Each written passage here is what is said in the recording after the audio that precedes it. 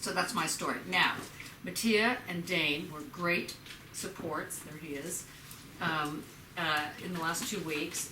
Do you remember what you learned in the last 2 weeks? Like, for example, did you do Freud? Yep. Good. And what do you remember about Freud? What's your favorite part? The cow's The cow is black? That is Hegel. Okay, I think we need to turn the lights down now. Let's go back. Let's put that line on there. No, seriously, what is your favorite? Or was that serious? Or do you not want the lights off? We can keep the lights. Lights off is good. Then we need to have some lights on. Julie, do you mind plugging in that there? Can you, Is it? yeah, you press one of them up and one of them down, they're crazy. We got that one on, and we're gonna have this one on here in a moment. Okay, all good. Is this okay? Can you see? Okay, well done, okay. It's okay. What? It's Said okay. It's okay, yeah. Okay. So, I want you to name me one thing. Acorn. Freud, from Freud. Yeah. Okay, let's try It it. needs to go, we talk about movements and going through all the movements to fulfill Okay, the necessary. we're gonna stop right there. Sorry. No, that's okay. Because I missed the week before because I wasn't. Okay, I'm just gonna give you. Okay, so I, yeah. We're gonna start again. We're just gonna start again. When you hear the word Freud, which is also a name, you should immediately think sex. Okay, so while Acorn Okay, may so be I part missed of this. I missed the exciting one then, obviously, because I wasn't well, so I got the Hegel one. Okay, I last get week. that. Yeah, sorry. So Freud. Oh, David, here you go. My apologies, thank you. No, we just started. When you think of Freud, think of the fact, and don't put this in your essays, sex, but secretly think that everything that you do, the way you sit, the way you walk, what you think, is sexual in some way. Okay? Just try and breathe that in. That's the first thing. Just everything you do. For those of you that have your legs crossed at the moment, that's one kind of repression. For those of you that sit your legs open, it's another kind of repression. I'm telling you. Okay? So just freeze. How many people have their legs open? Nobody admits. You do. I do. I'm sitting on a horse. Yeah, let's not even go there. Okay. Everything is sexual. That's the first thing you have to understand. Now, when I say everything is sexual, I mean everything. This is sexual. This is sexual. Well, obviously, lots of things are sexual. Now, the thing that you need to really remember about Freud, apart from that, which is the sort of secret thing you have to remember, is that Freud made the argument that you think by projecting. Okay, just write that down. So rather than thinking that it goes inside your head and that you then, quote, perceive it like you're eating a bag of chips, what are you having? What? Exactly. What are those? Sits, yeah. They're cheesy puffs. All right. Okay. Again, I say Freud to you. Okay. Now, so the thing you need to think about is that perception, what you think you're perceiving, is in fact a projection. So just write that down because you're going to try and remember this. Now, so when you think that somebody is looking at you in an odd way, 9 times out of 9.1, that's pretty close, it's your misinterpretation, it's your projection, it's your unconscious going, oh, that person doesn't like me because they, I don't know, they move this way, or they, maybe they didn't even notice you because they didn't have their glasses on or something, and yet you've now gone into a deep depression because you've realized that you weren't noticed by this person. But there's so the thing you need to understand is that to understand reality, Freud was the first person to argue that one understands by projecting, not by ingesting. So the notion of the I, the thing called the ego I, did you get to ego? What's an ego? What is it though? What's your ego? What does your ego do? Fulfilling your self-esteem. Okay, that's the lay sense.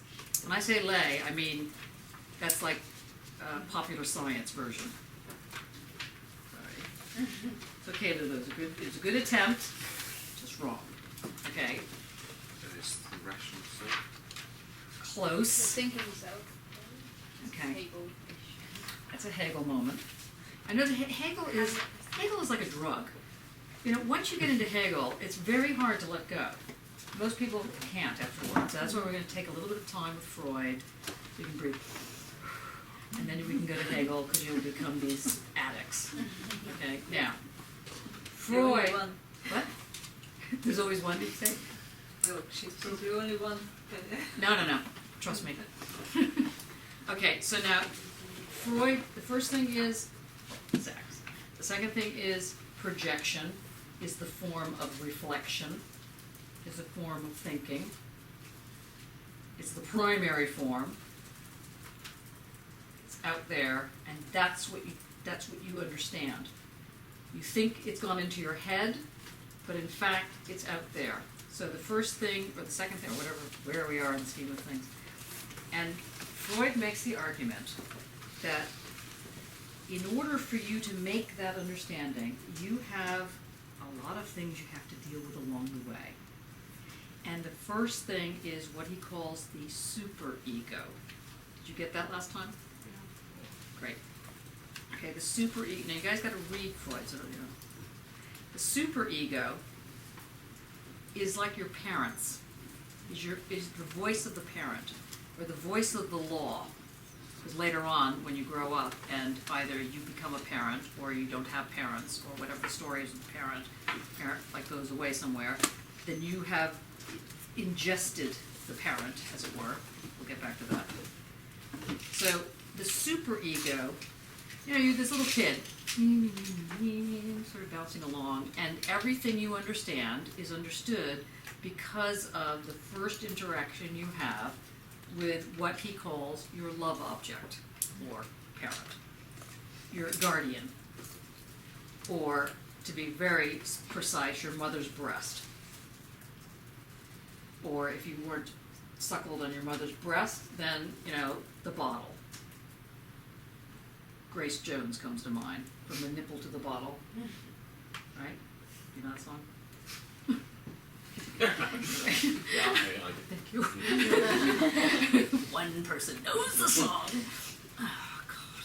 Anyway, so when you are born, you are polymorphously sexual. Now, poly, P-O-L-Y, morphous, M-O-R-P-H-O-R-O-U-S. Well, that's morphous. Morphous, M-O-P-H, no, O-S. O-U-S. Got there in the end. This is the problem with spell check. Can't spell anything anymore. Okay, polymorphous. And then later on in sexual liberation movements, there's a thing called polymorphous perversity. Favorite terms. Okay, which means that you have a multiple way of being sexual.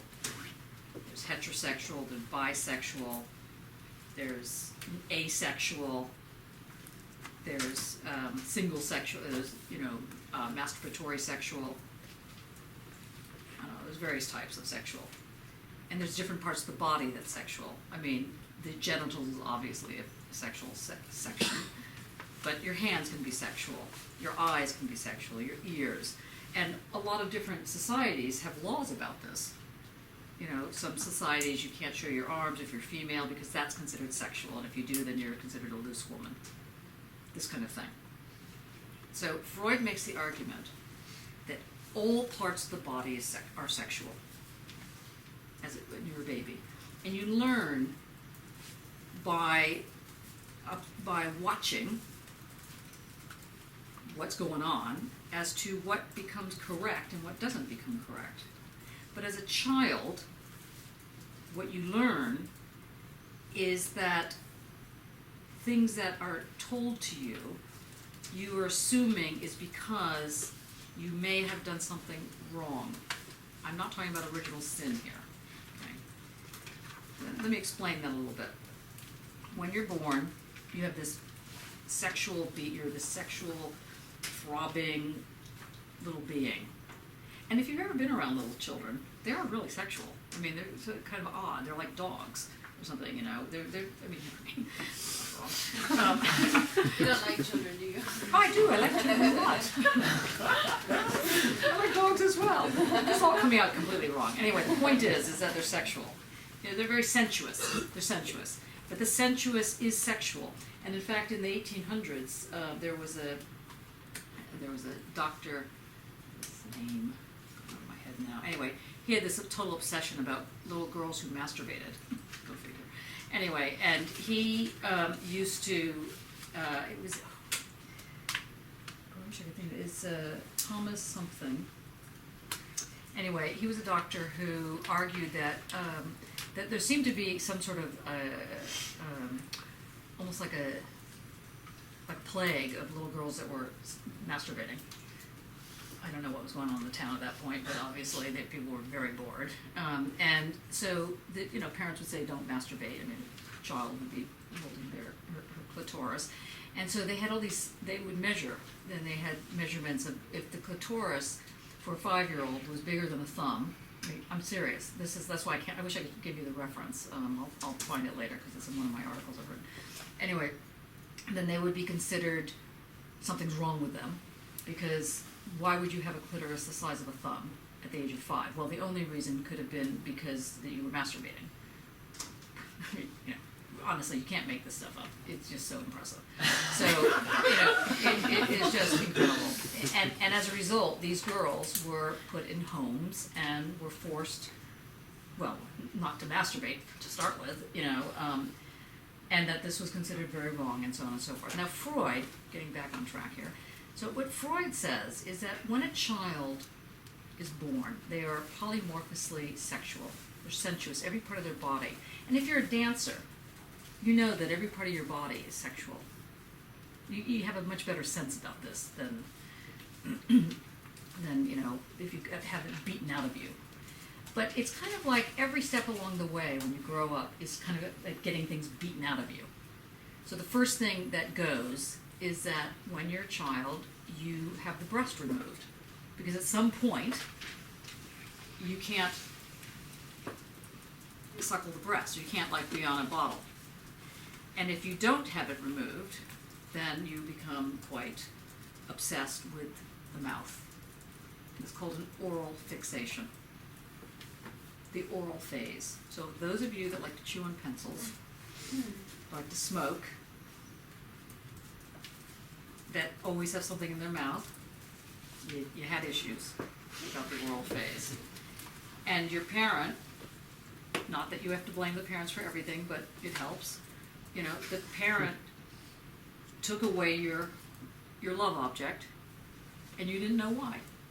Because there you were, minding your own beeswax, as we say in America. And suddenly, you don't get the nipple. And it's kind of like, why did that happen? And they might say, well, because you're a much bigger boy now and you can't do this. And, it's like, well, I can't help it. I can't help it that I grew, give me the nipple. I mean, I knew somebody who nursed her child on the grounds that he had an immune deficient issue till he was 9. Oh, Jesus. That's interesting. I thought, wow, there's no issues in that family. It's like, what is that child doing? She goes, oh no, he's just going for my breast. Breast pump. In last emperor, the last emperor of China had been having this relationship with his surrogate mother till he was 9 or 10. Yeah, this is the thing. Anyway, but Freud basically makes the argument that usually the breast is removed between 6 months and a year, something like that. That's when a child is weaned. That's that word, famous Kierkegaard word. But as a child, from your perspective, from the child's perspective, you think, well, what did I do wrong? I was just sitting there, And suddenly, something that was very pleasurable is now not allowed to me. So you have to figure out what happened. And the only thing you can think of is that you did something wrong. So you have to think, well, what did I do wrong? Now, if you haven't solved that, if you actually really think you've done something wrong, you got that oral problem. Fred.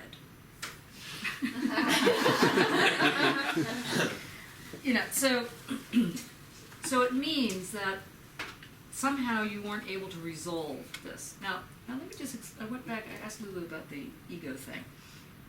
See, as a child, you have this ego. And the ego likes to do things, likes pleasure. The ego likes pleasure. And when the ego is a rational side of pleasure. So when you decide that you want to grasp something, let's say a breast, for example. Hello, lesbians. So other phases you haven't gotten over, according to Freud. So you want to grasp the breast, you want to put it in your mouth. Now, if that's taken away, one of two things happens. Your ego's going, well, hold on, I really like that breast. I don't understand why it was taken away. So clearly I've done something wrong. And if you keep grabbing for the breast, at some point you're going to have your hand slapped, or something's going to happen, and you're going to have to reconcile what's wrong with this picture. Now, that's where the superego starts to come in, because that's where you start to learn about the laws. One of the cultural laws is don't run around without your pants on, without your underwear on. If you run around outside without your underwear on, probably at some point you'll be seen as doing something wrong.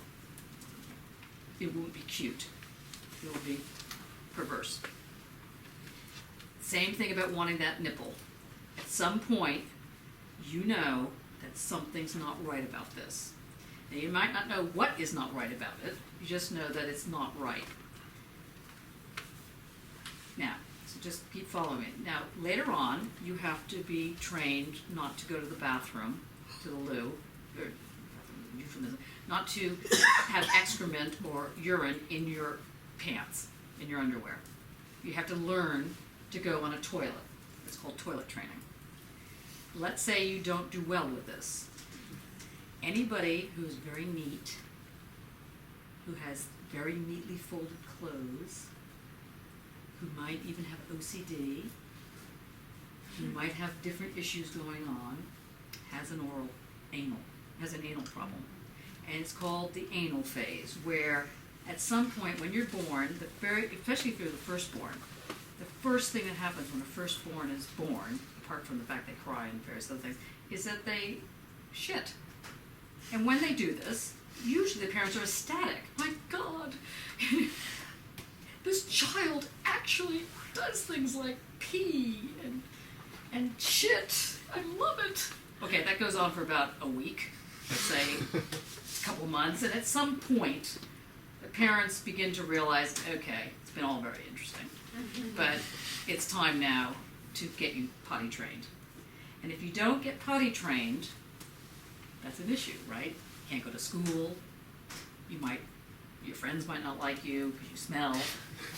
There might be some issues going on. So the one thing the child can give the parent in order to give a gift, in order to say, oh, I'm sorry, is to give your shit. That's free. It comes from your body. It's your gift. Now, a lot of you are still giving your shit, which is basically your artwork. It comes from yourself, and you give it to the world. And you don't care really if it's great or not great. The fact is that it's part of you, and you've given it. And that is called excremental philosophy, by the way. The tie being, I've told you about this before.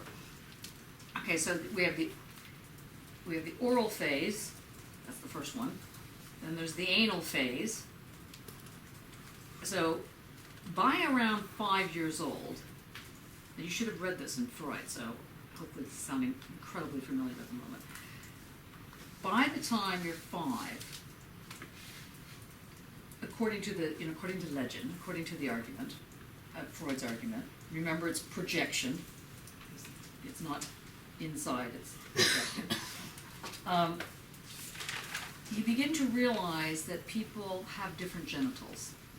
And the people that have different genitals are your mother and your father. That's the first big realization. And it starts to dawn on you that the father might be more interesting than the mother. The mother was more interesting than the father anyway. The person that had the bottle, because it could be two dads or it could be, something like that. The love object that was attached to the breast becomes less interesting at some point than the one that looks like they go out and do things. That looks like it's more fun. And yet the child, the 5-year-old child, realizes, this is in a very old, familiar, way, where the wife is the one that does the cooking and the cleaning and the whatever, and the husband goes out and makes money. I mean, where this happens these days, I'm not sure. But anyway, this is just so you know, the model. And the child begins to realize that the mother, while interesting and was clearly a source of the first love, isn't quite as interesting as the father. And so the child wants to be with the father. But of course, the child can't be with the father because the father, of course, is with the mother. So the child begins to realize, well, maybe I could be like the father. In that way, if I could be like the father, then the father will like me because I'm like the father. And that means to sleep with the mother, because that's what the father does.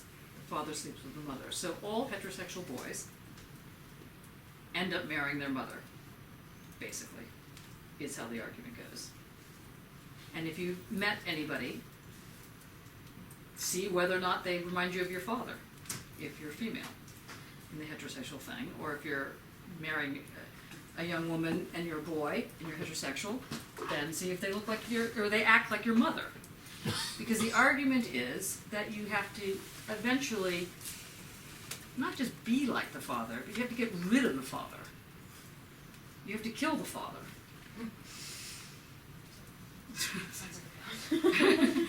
And in killing the father, this is called the Oedipal complex, where you kill the father and you sleep with the mother. And all boys go through this on some level, which leads to the sort of problem, because if the girl does this, she becomes a lesbian if she ends up sleeping with the mother. See the issue? And Freud had to add in a second part called the Electra Complex, where she had to do kind of a double whammy. She had to be like the father, want to be like the father, get rid of the father, can't sleep with the mother, so then you have to care for the mother, because you don't want to sleep with the mother, but at the same time you have to be like the father, and that allows one to be in this sort of no man's land until you get married and have a boy. And once a woman has a boy, then you're saved, because then you have the penis in some form.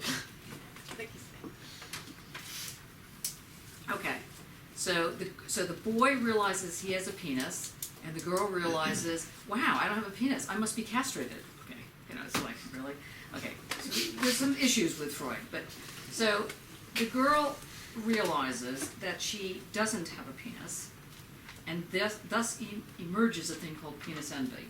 Now, I can assure you that when I first heard this 100 years ago, I got so angry in the class. I remember I was in an MA class like this, and the person who was teaching the class was a very heavy psychoanalyst, and he really was a Freudian. And he was very seriously explaining how the woman is always submissive and the man is, aggressive, and it was like, and I remember saying, have you ever had sex with a woman? It was like, this is ridiculous, this kind of passivity, or even if one is passive, that you're not passive, you're not lying there like a dead rat, so anyway, so you got to think about this. So Freud wasn't stupid. He wasn't talking about the woman is the dead rat and the man is like this lion, those flying around and, attacking everybody. However, there is something to be said about this relationship. You might say that this is the basis of misogyny. Because actually, when you think about it, a lot of cultures believe this. A lot of cultures, and it's in you too, believe that the woman's role really is to do the dishes, unless you have help, and then you're to oversee the person who does the dishes. You're to be head of the household. In fact, there's a thing in Latin America called Marianismo. Have you ever heard this? Which is the glorification of the woman being in charge, having as much power as the man, but she gets to have power in her home, and the man gets to have power outside. Just like, and if you believe that, I got some snake oil I'm going to sell you, okay? But anyway, I'm just saying that you can see this as the way, if you really want to understand how racism and sexism happens, look at what it does. Assume that you are this child that is polymorphously perverse, in the best sense of perverse, I mean this in a positive way, polymorphously sexual, and somehow you get coded into male and female or transgender these days or whatever, like bisexual, and there's always this hunt. Are you really male? Let's find the genetic thing. Did you choose to be gay? Did you choose to be straight? Everybody has like nervous breakdowns. Well, you can't choose this. Well, you can kind of choose it, but if that argument fails, then you can just say biology is destiny. You see, biology is destiny was the anti-cry of feminism. So, by the way, so if you're finding this annoying, actual feminism was about attacking that position. It wasn't about attacking men. It was about attacking the misogyny around the fact that women kind of had a reason to be not necessarily envious of the penis, but just sort of annoyed that every time they tried something, they got slapped down because they were female. Now, Freud starts to analyze this. And what's important here, again, I have to insist that you understand this, and I know you haven't understood this yet because you haven't really digested the Freud thing. You need to understand what it is to project this. So there's lots of phases that one goes through up to the age of 5, and then the Oedipal complex is when you get like 13, puberty time period. The Electra Complex, a little bit complicated, gets a little further on.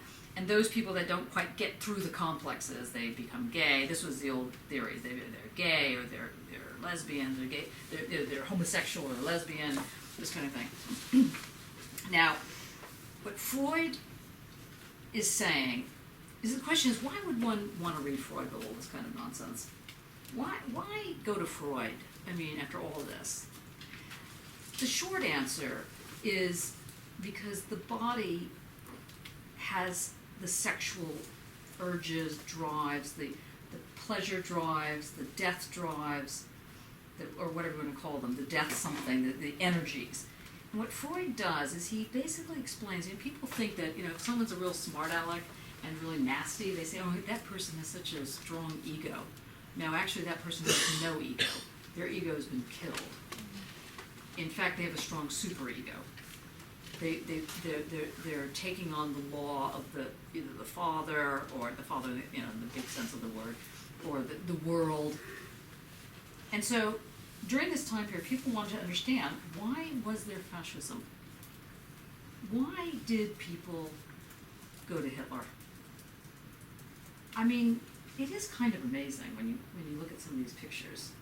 When you look at the people who lived in concentration camps, when you see what was going on, why didn't people rise up?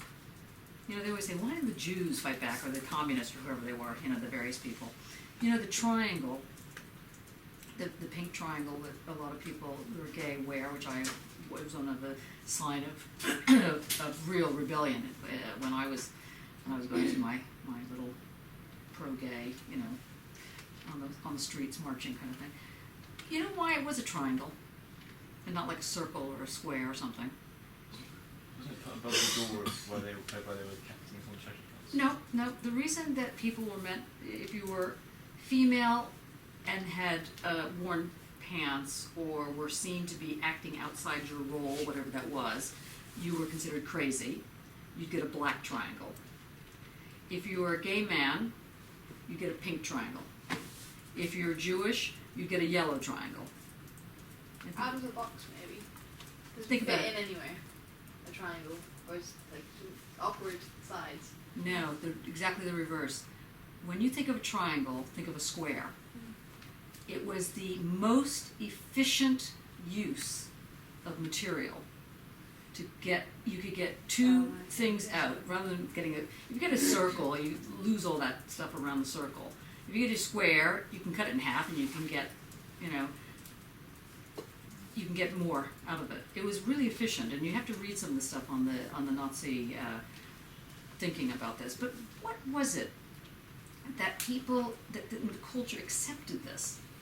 And one of the arguments was that the culture that was predominantly working created a father figure in the form of Hitler, and that this father figure was so attractive, both sort of sexually, and I don't mean like people wanted to literally sleep with Hitler, although probably they did. It was attractive. There was something attractive about it. You know, people, when they're doing politics, if they're not attractive, they're not going to get voted in. End of story. Miliband. You know, seriously. I'm very serious. Nixon, I'd probably be way before your time, but there was a guy named Richard Nixon, you might have heard about. He didn't get elected because he had a 5 o'clock shadow. Remember that? It was the first time media was very big. So the thing is that there's a certain attraction, and the argument was by Erich Fromm, F-R-O-M-M, or by Reich, R-E-I-C-H.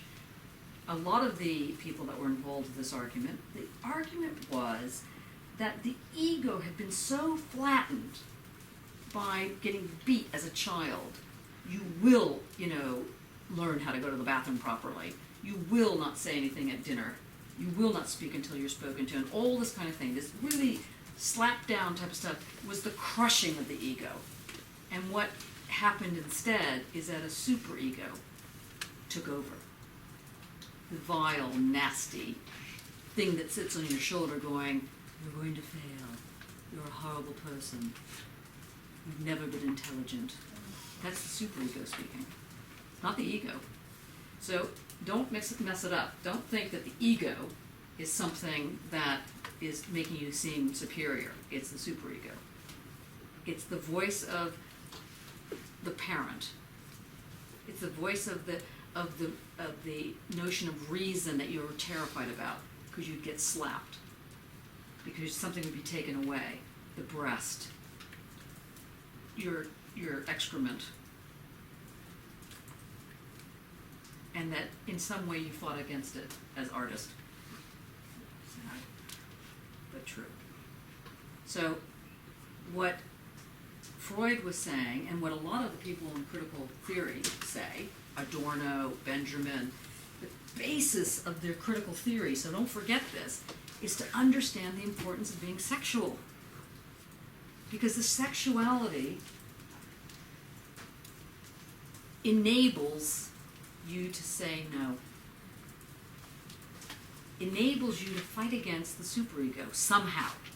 Gives you a little bit of tool. Now obviously if the sexuality is like totally wacko, and you become like this, you know, odd rapist or something like this, I mean, that's not what we're talking about. We're talking about this notion of the creative moment where you can let go of the superego. That's the sexual. And so the critical theory people argue that the problem with Marxism in its old form is that it had no room for sex. By the way, that does seem to still be the problem with communism in a way. It's very morally tight. It had no problem. It had no room for sex. It had no room for the gay movement, for example, male and female. The thing called gay movement, with the word gay was used to get rid of the word lesbian and homosexual, then it later on transferred into gay man, but it was gay man and gay woman, but whatever. But this word gay was not meant to be against anything. It was just for something totally else. Now, that was based on a sexual something. But when you think about liberation movements, every liberation movement, doesn't matter what it was, has always had a sexual element to it. Free love, always a part of any revolutionary movement. It's interesting. Now, so Freud, I'm not going to stay on this too much longer. But what you need to grasp here, and for those of you that are interested, this is why I wanted you to read A Child is Being Beaten, or Wolfman. A Child is Being Beaten is about, in part, what happens when you're brought up in a very aggressively strict manner. What does that do to you? How do you project that onto your children? How do you project that onto your view of yourself? How do you project that beating? That you must be a good girl, you must be a good boy. And if you're not, yes? No, it's distracting. Okay. Okay, No, Nope. sorry. breathing. Okay, ready to move on? So what I'd like for those of you that find this interesting, to do some reading on Reich, the Orgon box, where, I mean, it really is fantastic stuff. I mean, if you have this box that you would touch, and it would make you have orgasms. You could sit there with your friends holding this box, and this would be helpful. Is it organ box? Orgon. Orgon. O-R-G-O-N. O-N. Okay, thanks. Now, don't be afraid of the orgasm. Think about it. Can't be that far away in your experiences, right? In general. It's homework assignment time. Okay. Now, you must understand that this was and remains a very serious aspect of being free. And Freud develops this in a much more serious way. I mean, I'm giving you a sort of very generous and gentle introduction. But these projections go into your dreams, and the projections go into the way you meet people and talk to people. The projections are quite real. It's not like it's in your head and you're just projecting it. When you project it, it forms the bond. So part of the problem is trying to break that bond, but if you don't know how to break it, it's not going to be easy. This is where therapy comes in. Anyway, now the other thing to think about is that, I've done this in a very haphazard way, and I apologize about this because I'm just trying to catch you up. But we can, start having tutorials next week when I'm alive. I was trying to do it the last 2 weeks, but obviously that didn't happen. So I expect I'll put a note out on the door, and you just sign in when you want your tutorials. But remember that, so if fascism was a product of the beating down of the ego, the next question is, how come it didn't happen everywhere? How come fascism wasn't everywhere? And some of the answers are, well, it is everywhere. It's like, so it depends. But it's a real question. How come it happened differently, let's say, in Italy than it happened in France? Or it happened because, the Vichy government in France, you have the Nazis in Germany, you have brown shirts with Mussolini in Italy. And now we scroll forward to today. How many people need to die before we do something about it? The new Holocaust, these immigrants at Calais. The government saying, "Oh, we'll take 20,000 people." And exactly, if you read the news reports that were happening in the late 30s, the government said exactly the same thing. Exactly, literally, almost literally. If you have $5,000 or whatever it is, £5,000, we will let you come into the country. but don't take her medical, don't take her this, don't take her that, and if you do, you're stealing her jobs, and blah, blah. It's like, it's a nightmare. So the question is the ego smashed down so that people won't respond? How smashed down are you? Oh, pretty smashed, actually.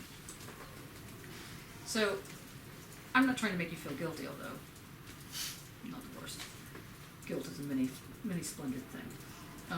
But you need to have a sense of what type of power you have as a person, as an individual, and how it gets taken away, slowly, bit by bit, chink by chink.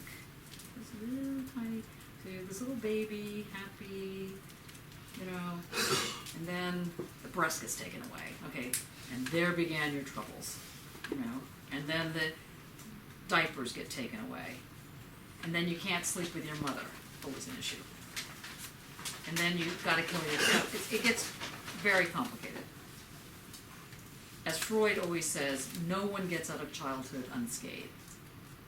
Everybody has something going on. It's not like some people have great childhoods and then, you know, and all of you here have had horrible childhoods, that's how you ended up as artists. No. Everyone has had a tough childhood because it has to be tough in order to set up what Marcuse calls a basic repression. Because if you're wandering around always masturbating, it would be a bit of an annoying thing. Can you imagine like having 3 or 4 of you masturbating right now? You know, you'd have to like, it'd be really irritating. You know, some of you would, I mean, it would be hard to ignore, you know, and we'd have to probably stop the class, you know, so it would be annoying, right? So there has to be, even though some of you might be really, really, really horny right now, you can't act on it. Not here in the class. You know that, that's wrong, right? So that would be a basic repression. But a surplus repression is if you know it's wrong and someone, let's say, caught you masturbating and branded you with a hot iron. That would be surplus repression. Or chopped off your hand. That'd be like, you know, it's a little bit too far. Okay. Now, nobody is literally chopping off your hand if you're masturbating in this society. But there's a threat that you won't be accepted, that you'll be ostracized. Maybe you're not going to lose your hand, or maybe you're not going to have your testicles cut off, or you're not going to be having some sort of weird genital mutilations, circumcision, female circumcision. But there's something involved. And so people repress it. And the surplus repression is when it's a little bit too much. You tell your child the stove is hot, no.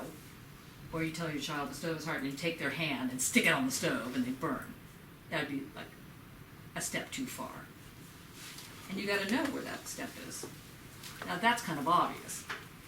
But the ones that aren't obvious, where it's much more gray area, that's where your projections come in to guide you. Remember when we started the class around convictions and so on?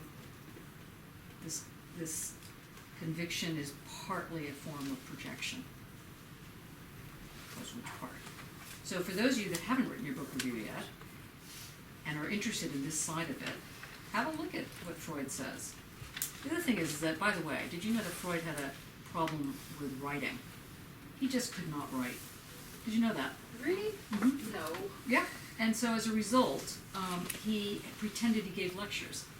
So you'll Is that why? yeah. So you'll see that he's got a lot of ones that say "Dear ladies and gentlemen," Yeah. which is basically his, you know, cup of coffee or whatever. It worked for him. Might work for you in case you have issues. He was also a very serious cocaine addict. Did you know that? Yeah. These are very important. He has the cocaine papers that you really should read, which are kind of what he has in his own work. I mean, at that time, cocaine. So everyone. Yeah, well, not everyone, but a lot of intellectuals were. You know, I mean, cocaine was considered a really useful thing to help you think, or to help you go kind of wild. Now, I don't know if anybody's ever tried cocaine in this room, or know of people who have tried cocaine, But the one thing is, just drink the water. Yes, now we go back to the oral phase. Honestly. The nasal phase. That's right. The nasal phase. Yeah. It's not really a drug that I would say makes you hallucinate. It's not like LSD. Anybody know if people have done LSD or mushrooms? We don't have to implicate ourselves. Just if you know of people that have done this, you know it's a very different thing. If you ever watch someone do cocaine or watch movies about it, the cocaine is, you're much more awake with cocaine. And you're much more like thinking there's a spider walking in your head with LSD. And the spider is very large, right? And when in fact it's actually not a spider. Okay, now that's just a spider. So it's interesting what people have used and what they tell you about. What do you know about Freud, really? You know, he had a dog.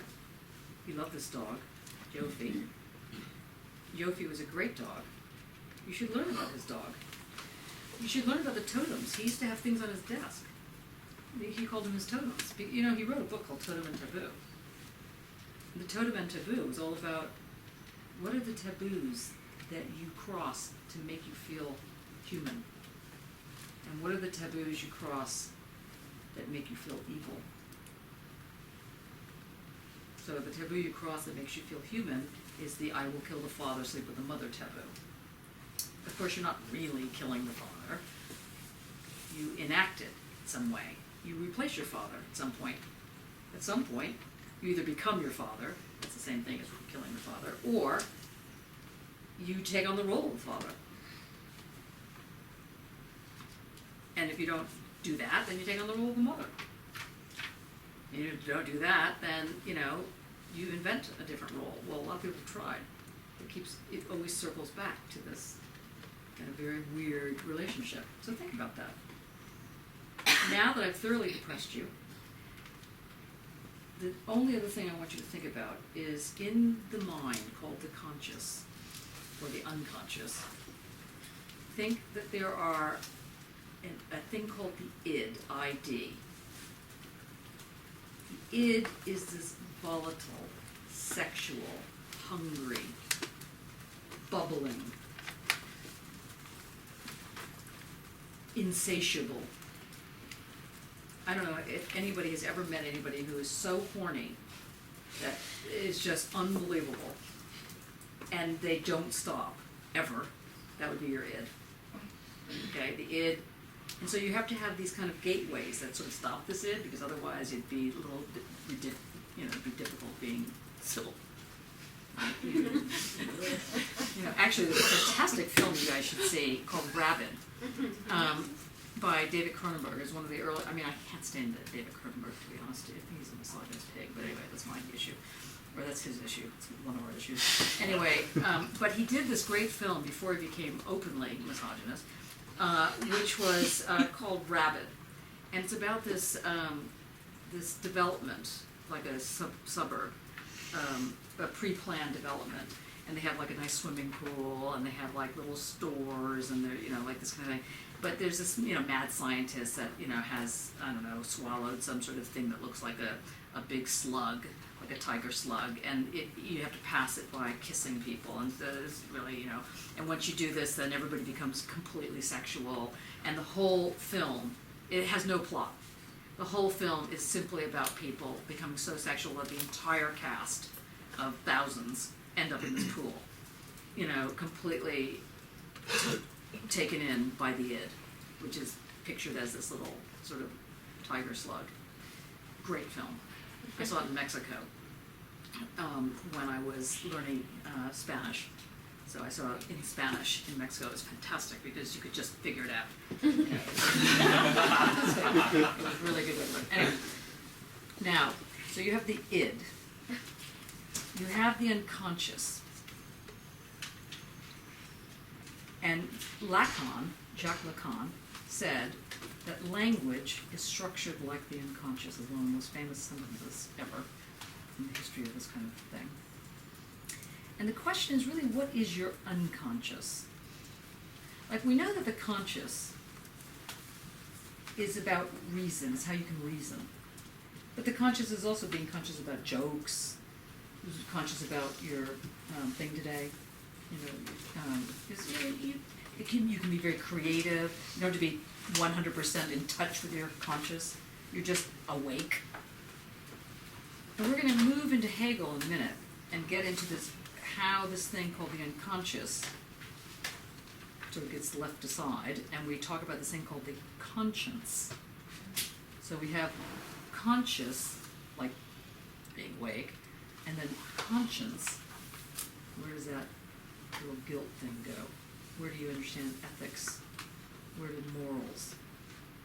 So again, I have to keep repeating to you, remember with Freud, the most important thing is the projection. Lily, how do you understand projection? Well, rather than taking in what we see, we put our own, from our own experiences and our being told off for things. Give me an example.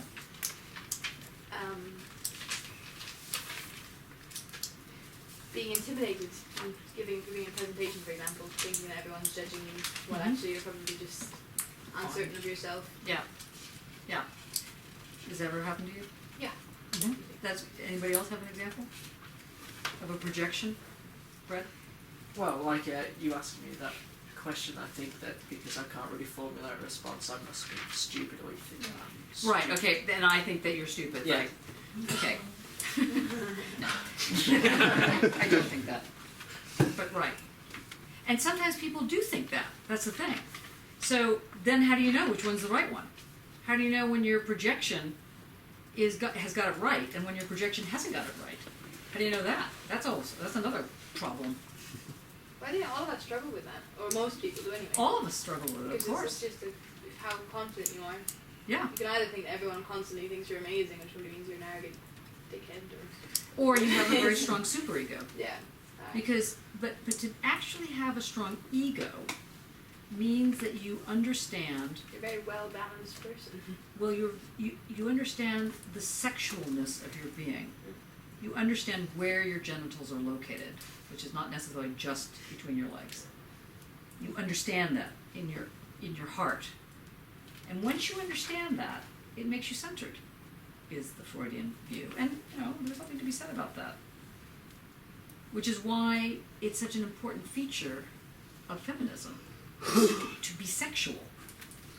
And why it's the first thing that's taken away in, dictatorial regimes, is the very first thing, is to crack down on the sexual. Absolutely. Because the sexual allows the ego to dare to know. That famous battle cry of, what's his name, Kant. Anybody ever heard of the story of O? Yeah. Wow. That's a curious response to that question. Certainly was. Yeah. Does anybody else not have The heard story of what? of O? Is that the movie? Might be a movie. Is it Oedipus? No. No. It's no. You want me to explain? Mm-hmm. How did you come across the story of O? I read it, a girlfriend told it to me many years ago. That's kind of interesting. Yeah, I know, exactly, yeah. So lots of memories came out of it. But it's kind of sadomasochistic power struggle thing. I didn't actually read that much of it. Nobody else has read the story of O? Knows of it? God. Babies, all of you. It's a Okay. really short book as well. I think I got to about page 14. Wow. Well, it's I was quite young. well, you're still a girlfriend. Yes, it's true. Who's truly says very sagely. Okay, the story of O is about this young woman. Apparently it's written by a woman, but everybody says that when they wanted to say something really racy. But maybe it was written by a woman, who knows? I mean, anyway, it was written by somebody who claims to be a female, which is fine. Fine by me. I'm happy a woman wrote this. Although there have been huge debates ever since the story of O came out. A woman cannot write this, all this kind of stuff. Anyway, scrolling forward. So this woman is obsessed with being a masochist. And she is picked up in a car of some kind, or maybe it's a carriage, because I can't remember. Can't remember it was the turn of the century. There must have been when were cars happening? When was the 1860s? No, an actual car. When did an actual? The 60s. 1960s? No, it's earlier. No, I'm just worrying about you. 1910, probably about 1910. So when the first car, not the 60s, okay, came out, this was a very sexual thing as well. I mean, it's got speed, it's got energy. How many people like cars? Thank goodness. Okay, a few people. I used to buy sports cars all the time. People say, why do you need a penis mobile? It's like, why do you call it a penis mobile? It's like totally ridiculous. Well, because it has a long projected front. I said, well, that is just an enlarged clit. I mean, what is wrong with that? never look at a car and say, But why? Why does an obelisk always have to be seen as phallic, and then these, I don't know, empty holes are seen as, vaginal? So irritating. It's like, really, is that really the genitalia? No, it's not. Do you refer to your cars as girls or boys? Probably girls, actually. Yeah. Just. I mean, I'm just thinking the ones I've question. named. I name all my cars and they're all girls. Oh, what are the names? It's Nessie at the moment. Nessie. Yeah. That's a good one. What's the type of car is it? It's boring. My husband's got the nice car. It's just a family car. It's a big Honda, but we bought it just for a family holiday. in And what Scotland, does your the kids husband call his car? went Baby, because it's an XK8 Jag. It's a vintage car. He loves her more than anything. So she's beautiful. Morning, baby. No, Every But- morning. Yeah. So, but that's sexual, you see? Yeah. So I'm just she saying. is quite a sexy car, though, I have to say. No, absolutely. So anyway, the story about, to circle back to where we were before we were going to Hegel, okay, the story of O is about how she's picked up in this car by this guy, and taken to some cave or wherever she's taken to. Maybe it's a hotel, but anyway, whatever it is, it's something. And she's handcuffed, and of course all the people that attend to her are women who teach her how to do oral sex, anal sex, all sorts of sex, and she learns the ways of the masochist, which is fantastic. It's such a great, insane story. But it has some interesting tips in case anybody, wants to really read it properly. So I recommend reading the story of O, but read it with the view, I mean, you can read it however you want, but what's important is to understand, or what's important for the purposes of this conversation, the projections that are going on, and also how you read it. I mean, somebody was on, who wrote The Fear of Flying? What's her name? Erica Young. Yeah, Erica Young. She was on BBC the other day, and you can shut that door. We're having a secret meeting. And Erica Young was asked by the presenter, what do you think of 50 Shades of Grey? And she just went, I cannot believe you're asking me about 50 Shades of Grey. Asked me about the story of O. Yes. Asked me about, Philosophy in the Boudoir. Have you read that? Do you know who wrote it? Okay, right now. De Sade. Have you ever heard of de Sade? Yeah. The Marquis de Sade? Yes. You really guessed that, right? You seem to be in that.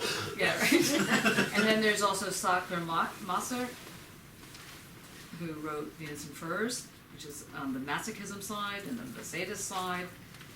Anyway, the point is that think about how you, as a sexual being, first of all, think of that everybody in this room and outside this room and everywhere in the world is sexual. Think about the first time you realized that everybody was sexual. I can actually remember when I realized it, which is really sad. I mean, sadly, I was in university, which says a lot. But I was sitting on a hill looking across the lawn. It was the American campus, so it's like one of these really, sort of southern long campuses with the columns and everything, bucolic things. And there were like hundreds and hundreds of people. I thought, oh my goodness, they all have genitals. That was fascinating. And I remember just really thinking, I never realized that before. That's just incredible. And it really was incredible. It was really like, wow. So if you haven't had that experience, try it. Just go to, Tesco's or something. Just think about it. I tell you this because it's very important. Because you need to understand why people, let's say Adorno, believe it or not, Marcuse, Benjamin, all of you who start talking about Benjamin and leave off the fact of this sexual, leave off the fact of drugs. These are all part, I'm not advocating that you go out now and have a huge orgy with, you know, all the drugs in the world. I'm saying that it's important to understand the relationship of the body to the ego, and that's not divided. Remember the Cartesian move, I think, therefore I am. Some interpretations have it divided. I think, brain, and that's why I am, forget about the body. But if you follow the Cartesian argument in the metaphysics, where he talks about the cogito ergo sum being that doubt is the basis of this, is the glue, as it were, of this I think, therefore I am, then that doubt is the sexual. It allows you to doubt. But doubt in a good way, not in a kind of, I don't understand anything, 75 knives in the head, no, it allows you to break the chains of the superego. But of course, the superego is very strong, and it's very hard to really break them, particularly if you have children, because you have to, on some level, bring them up, and they have to go to school, and you have to pay for their clothes, so you sort of have to have a job. Things like that, little things like that. So you sort of have to fit in on some level. So it becomes a big mess. So a lot of times all your romantic views of the world kind of go out the window, and you have to go back to being in the superego. How many people have seen the television series Orphan Black? Oh, God. I've seen some of it. This is not on TV. This is on Netflix. I want all of you to get a membership for free. You can always get rid of it before the week is out or the 30 days or whatever. Orphan Black. Orphan, like I'm an orphan. Orphan Black. Now it's about this woman. It opens up with this woman who is from England, and she comes to New York or wherever she is, something like that. And she's in the subway, or the metro, or what do you call it, tube, and she sees someone that looks just like her. She can't believe it. And she's very punk, this girl's real punk, but the woman is very well dressed with nice heels and everything. But she looks exactly like her, and she takes off her shoes and she walks in front of the train and kills herself. And that's how it starts. And it begins, the story is basically about cloning. And this woman begins to, Sarah, her name, she begins to realize that she's a clone. And that was one of the clones. And it's amazing. You really have to see it. First of all, the woman who acts the 17 different clones that she becomes, it should get like an Academy Award. She's totally brilliant. I can't think of her name sadly. Anyway, but one of the people she plays is a housewife, a soccer mom. And so she goes from punk to transsexual to soccer mom. She plays all these characters. Anyway, the soccer mom really has the strong superego really in place. She knows where she's going. She knows what she has to do. Tick, tick, tick, tick, tick. That's the strong superego. Are we okay with superego now? Id, libido. I forgot libido, my God.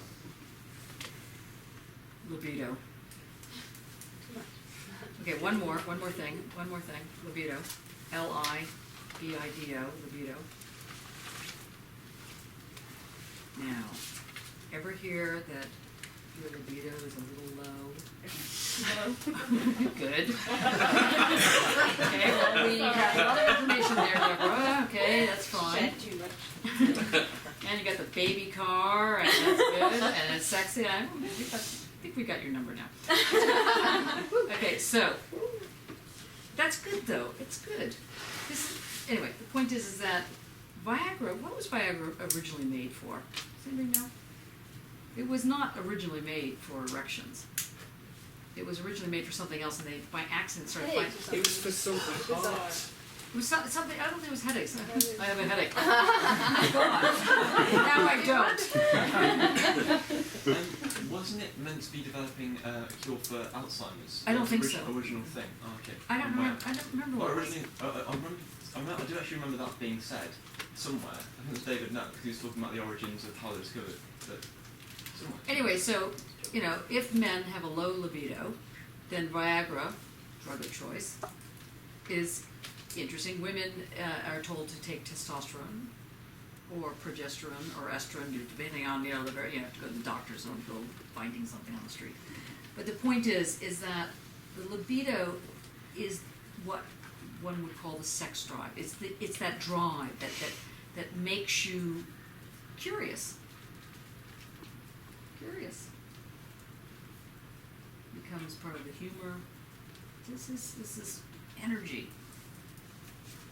And there's two types of energy. There's the death drive, and there's the pleasure principle. What a segue. Okay, week 6, which was October 27th, is titled Sucking on Cigarettes and Other Pleasures of the Libidinal Kind. So I'm hoping that the word libidinal, like libido, has somehow stuck. Do you have any questions before we move on to the hardcore?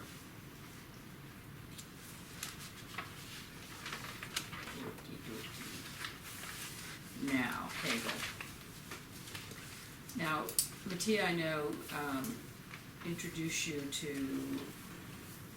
sorry, just a second, 1 second. Introduced you to Hegel, and he's quite brilliant, Mattia. So, were you involved with that too? No. So, I'm sure that what he did was great. But here's the words that you need to remember. And don't forget what we just did last hour. Okay? Try and bring that with you. Try and think in multicolor. Or technicolor, whatever you call it. I really am like 1,000 years old. Anyway, okay, I don't do age.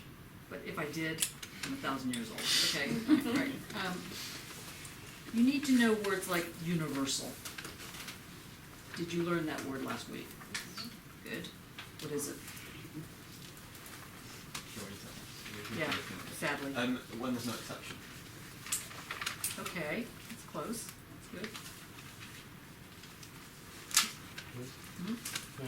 It's a word that is applied to many different things, but it may mean the different thing at each time, but in content, it's the same word. Okay, so, For example, if I say this is a glass, yeah, I can't, it doesn't mean that it's plastic, but it still is a glass. okay. That's not quite right. Mm. It's not quite wrong, but it's not quite there yet. You can try another. Anybody else want to give it a go? Generally accepted, isn't it? Things that can apply to everything. It's a Okay. general rule in a way. Okay, so nothing is left out. Okay. Couch sinks down. Is the universal the same as the absolute? Yes. How did you get there? It's on page 70. Isn't it about the kind, well, in my head it was the same but probably not as telos, Telos. and so the idea that it has to go through a process of absorbing itself to become itself. Mm-hmm. But that's something that is happening constantly. Okay, I'm going to write down a couple of things. Permanent marker. Okay. Maybe I'm not going to write that. This is a failed approach. Does anybody have a whiteboard marker? Great. Okay. What I didn't want to do, but I'm now going to have to do.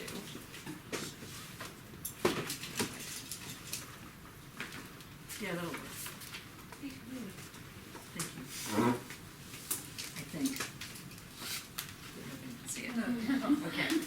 good try. All right. First word. Universal. There's one here. Oh, great. Mm-hmm. Okay. Where'd you find that? It was behind. Oh, great. Okay. So these are the words that you should have. Can you see that? Mm-hmm. Universal. Put down absolute. Negative. Contradiction.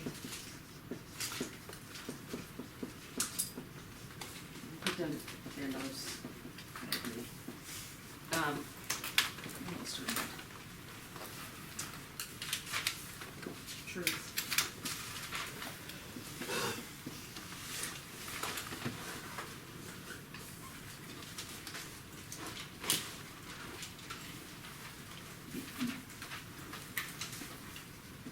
And then under becoming, we're going to have the word immanence with an A, not imminent with an I. Immanence.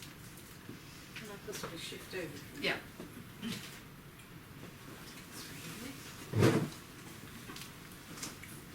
Transcendence. Watch out. And we're going to do this very quickly. So I don't want you to have a heart attack. I don't want you to get depressed. I don't want you to get in any of these headspaces that say, I don't understand, because it's not going to make sense. It'll just make a tiny, tiny, tiny bit of sense. And if it makes a tiny, tiny, tiny bit of sense, good. Because we're going to do it all again next week. Do it until you get this, okay? Sorry. And the other thing we're going to do is this and here. And there. And now. Okay, so those are the words you need to learn to know. Universal. And we also put here abstract and concrete. What subject on those? Subject. And also subjective, subjectivity, and object. Objective, objectivity. Sorry. Okay? 45 minutes. Are you ready? So the first, okay, everybody write this down? Got it all? Okay, sadly, this doesn't erase. Great. Does anybody have a Kleenex or? There you go. Oh, thank you.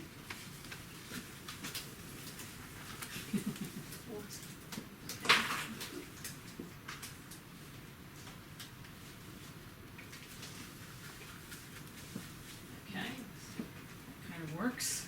It was a little bloody. Now that we've been talking about Freud. Oh, the whole thing with periods. What is wrong with this country? I mean, honestly. Seriously. The fact that, you couldn't mention the word tampon or whatever without having a complete nervous breakdown in the House of Commons. Sorry. I'm all right now. Okay, now. So, the thing about dialectics, which is a word I did not write on the board. This is what we are talking about. We're talking about a thing called dialectics, which is a form of logic that tries to bring in the senses. You're going to be amazed because it's going to feel like that's exactly not what's happening. That's what is meant to be happening. And not only is it meant to bring in the senses, it's meant to bring in the question of time and the question of space, question of ethics and art. Okay. Ready? Here we go. First thing you need to know is that if I'm standing here and Fred is there, And if I walk over to Fred, where's here? There. Here becomes there, right? So wherever I go, I'm here. And I can't jump out of here. Wherever I am, here is with me. Here, here, here, here, here, here. I can just point to there, but I can't get out of here. It's a nightmare. Okay. One way that Hegel solves this is he says that really there is no such thing as here. Well, or to put it slightly differently, the here that there is, the here that there is, this thing called here, is only graspable when you're able to project something onto it. Otherwise, you can't get out of it. It's just like, it's like this blob that, you know, there's nowhere, you can't get rid of it. Here is right here, and if you go here or there or anywhere, you can't get it out. You can't get out of here. You can't get out of here. Okay. And the only way to grasp this here is to have something that can interpret it, that can grab it. Because if you're actually here, there's no way to tell that you're here. You just have to accept it. You just bang here. Now, here, in this moment, is understood as now. Here and now. Or what Hegel calls now time. Did Mattia get into this last week? No. Okay, all right, good, don't worry. I have a nervous breakdown, okay. Now time. Another way of saying now time is nout time. Is it not time? Is not time, very good. Oh no. Vaguely. Okay, so N-O-W-T-I-M-E. So now time, or nout time, or no time, it's all the same time. Okay? You okay with this? I mean, I know you're not okay with this, just nod. Okay, so now time cannot be understood because it is not fully present. Because the present can never be fully present. Because the minute it's present, it's gone. Yeah? Get the problem? Okay, so the minute you try and get to the present, it's already gone off somewhere. So the way you grasp the now time, Hegel says, see, it is, there's nothing there. This is the now time. We're going to draw it like that, so you have a sense of, I don't know, blah. And in order to grasp it, he says that you need to use what he calls intuition.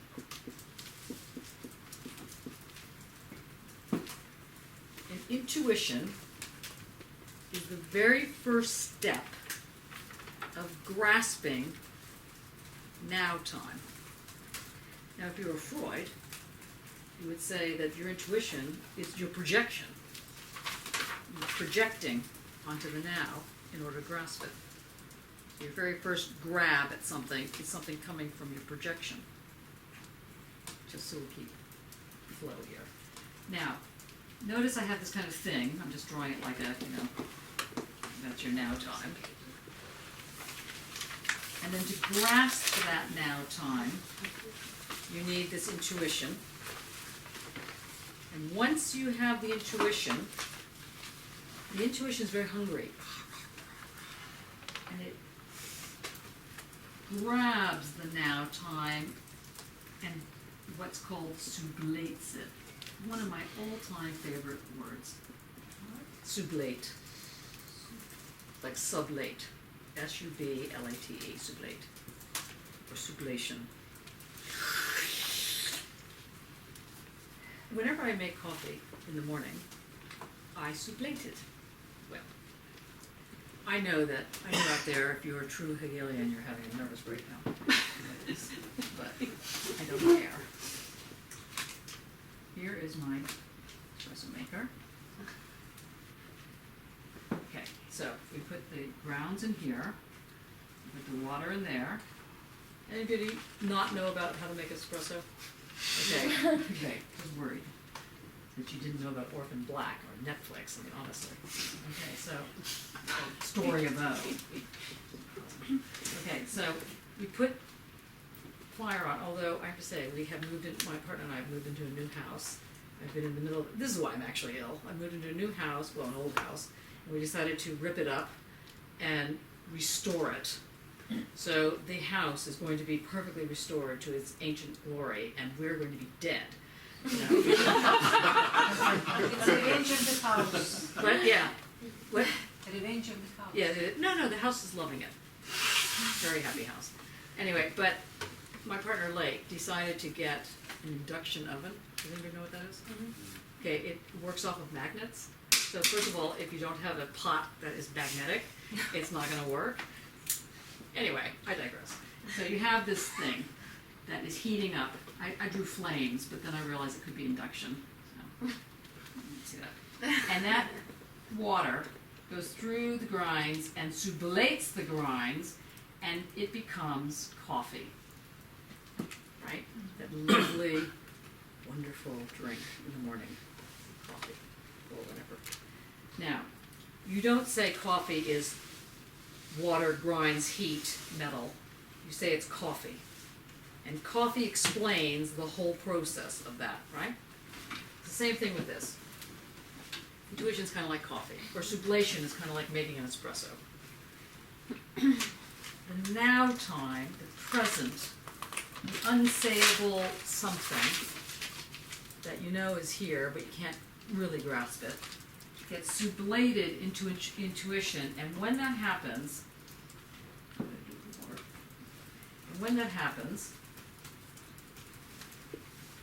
it becomes sublated and creates the universal form of intuition.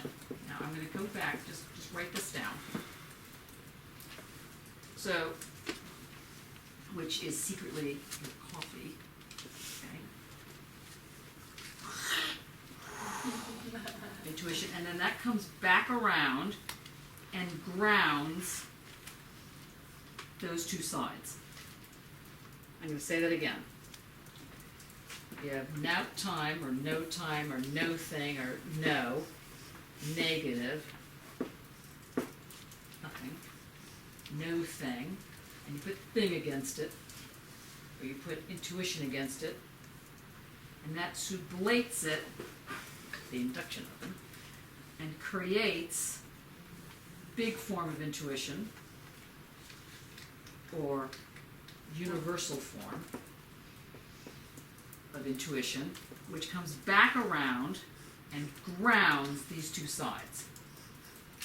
You say it one more time with gusto.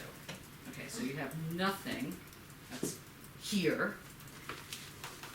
You grasp it with your intuition, goes inside, boils up, becomes the full version of intuition. That comes back around and gives meaning to those two sides. So, another way of saying the exact same thing I just said was that this side is now nout time, and intuition, they don't exceed each other. They're the same. So if, let's say,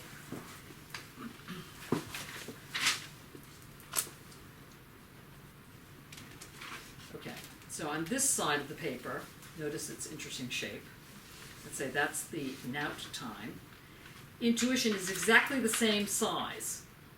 It's not bigger, it's not smaller. It's the same exact other side of now time. So it's not sitting like this, it's not bigger than the thing, it's exactly the same side. Why? Because the intuition is the contradiction, it's the, just write this down literally, it's the point for point relationship. So for every point on side nout, or side here, or side present, or side negation, whatever you want to call it, there's the point on the other side, which is intuition. And intuition is never on this side. It's always on this side. Or to put it slightly differently, this side is never on this side. That's pretty self-evident, right? So yeah, this side is on this side, and that side is on that side. And if I go like that, then they are the same if I went like that. It's not like it's running to catch up with each other. It's not like the one side runs to catch up with the other side. They're the same thing. Right? See that? But we know that that this side and this side, this is just the opposite of that side, and that is just the opposite of this side, and that tells you absolutely nothing except a tautology. That is not this, and this is not that. So Hegel says something has to happen, because if you just do it like this, you never get to the universal concept. You only stay in abstraction. Abstraction does not mean theory. Certainly, I'm gonna kill that one on the head. Abstraction means that it's not fully thought through. That's what abstraction means. And universal means that it is fully thought through. By fully thought through, it is exactly what David said, which is that nothing is left out.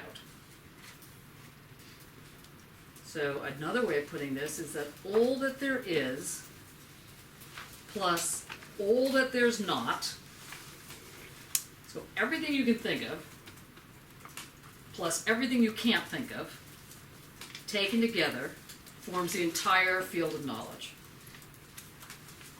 All that there is plus all that there isn't is the whole picture. All that there is plus all that there's not, so all that there is plus all that there's not, taken together forms the entire piece of paper. And nothing is outside of that. There is no outside to the universal. There's only all that there is and all that there's not, taken together creates the whole picture. Deborah, you got it? Yep. James? Yes. Nisha? That's Thomas? fantastic. Okay, good. I told you, I mean, it's like, it's an addiction, I'm telling you. We need to get anti-Hegelian pills. Not gonna happen. I'm telling you, it is such a brilliant, it's so brilliant. You'll see. Okay, so all that there is and all that there's not, taken together is the whole picture. Except it's not really the whole picture, because if it were the whole picture, then you would say that A plus not A, so all that's A, all that's on one side, plus all that's on the other side, equals the whole picture, in which case they cancel each other out and you don't have any meaning. That's a problem. So Hegel thought, I know what to do. I don't want to add anything from the outside to come in and explain. It has to be in the system. It has to be within this whole thing. Nothing can be outside to come in like God or an Archimedean point or something outside to explain the whole picture. It has to be in the picture to explain the whole picture. The whole of reality explains the whole of reality. There's nothing outside of reality that explains reality. Got it? Say it again. Nothing outside of reality explains the whole of reality. But something's wrong with this picture, because all that there is plus all that there's not makes a big fat zero. So you don't have meaning yet. So Hegel says, how do you get meaning into this? What do you have to add to make this meaningful?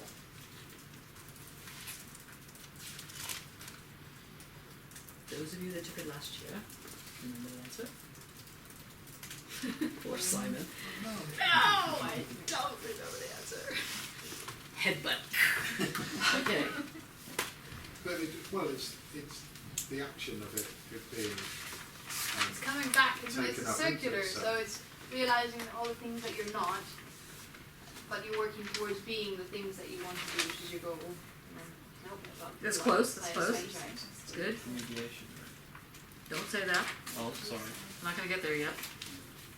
What does he add? What do you think he adds? Yeah. But the process, the fact that the result is. He adds the negation.